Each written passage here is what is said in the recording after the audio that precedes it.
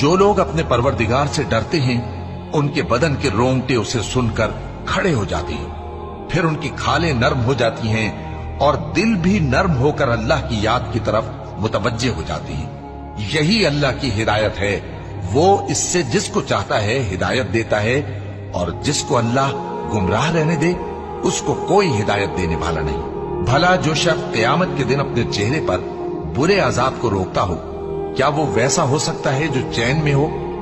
और जालिमों से कहा जाएगा कि जो कुछ तुम करते रहे थे अब उसके मजे चखो। जो लोग इनसे पहले थे उन्होंने भी तकजीब की थी, तो उन पर अजाब ऐसी जगह से आ गया कि उनको खबर ही न थी। फिर उनको अल्लाह ने दुनिया की जिंदगी में रसवाई का मजा चखा दिया, और आखिरत का अजाब तो बहुत ही बड़ा है। काश ये समझ रखते। और हमने लोगों के समझाने के लिए इस कुरान में हर तरह की मिसालें बयान की हैं ताकि वो नसीहत हासिल करें।